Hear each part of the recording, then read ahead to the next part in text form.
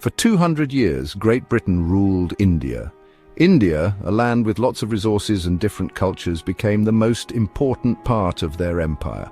The East India Company, at first just traders, slowly took control, taking advantage of India's riches.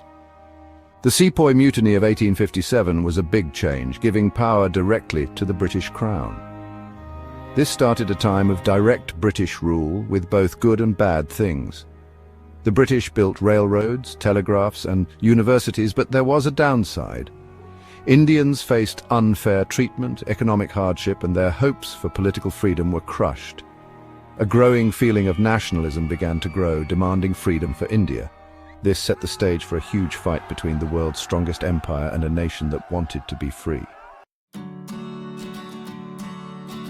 Mohandas Karamchand Gandhi, trained as a lawyer, came back to India from South Africa in 1915. He had developed his special idea of satyagraha, peaceful resistance, fighting for the rights of Indians in South Africa. Gandhi, soon to be called Mahatma or Great Soul, became a symbol of hope for millions in India. Gandhi knew the power of everyone working together. He traveled all over India, talking to the people. He asked Indians to stop buying British goods and to rely on themselves. His simple message, spoken with strength and bravery, touched people's hearts.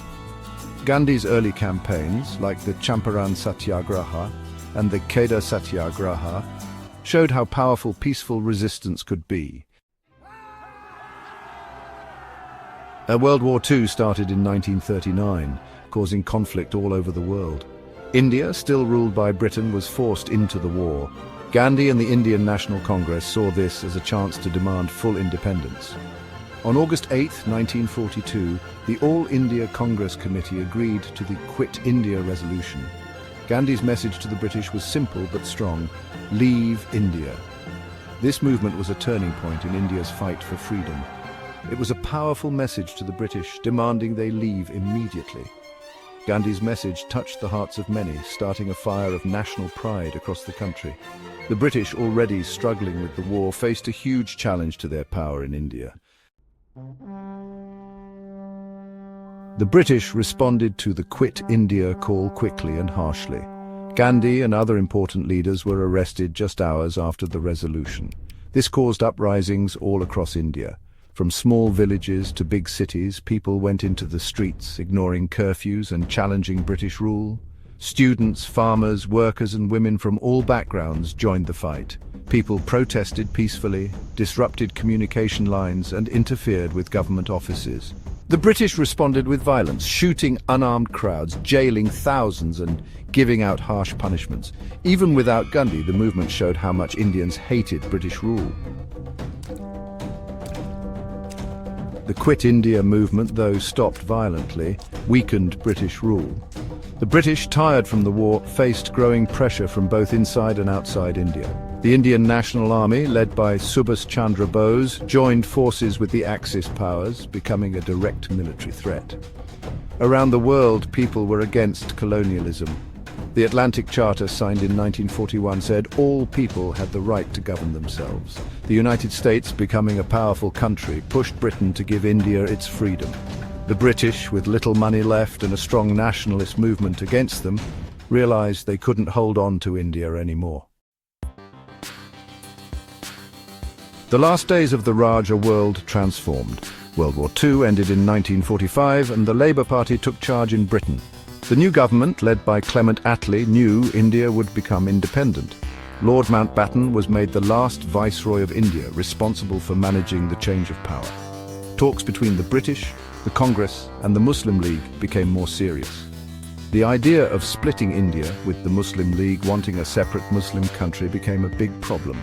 Amongst the hope, the threat of religious violence was growing. The world was about to change as the British Empire began to lose its power. Independence Day, a nation reborn. On August 15, 1947, India finally achieved its dream of freedom. The Indian subcontinent was divided into two separate countries, India and Pakistan. Jawaharlal Nehru, India's first Prime Minister, raised the Indian flag at the Red Fort in Delhi, marking the birth of a new nation. The happiness of freedom was mixed with the sadness of partition. Religious riots broke out across the country, causing one of the biggest movements of people in history. Millions lost their homes and many lives were lost in the violence. The pain of partition is still felt today, reminding us of the terrible cost of division. Legacy of freedom: India on the world stage. India's independence marked the end of an era. It was a win not just for India, but for all people under colonial rule fighting for freedom. India's struggle, guided by Gandhi's idea of peaceful resistance, inspired similar movements around the world. From Martin Luther King Jr. in the United States to Nelson Mandela in South Africa, leaders everywhere learned from Gandhi's message of peace and fairness. India, a brand new country, became a strong voice for decolonization and non-alignment in the world. Untold stories, echoes of the movement. The Quit India movement showed the combined strength of a nation that wanted freedom. It brought together people of all religions, castes and languages. The stories of everyday people who showed amazing courage and made sacrifices are often forgotten.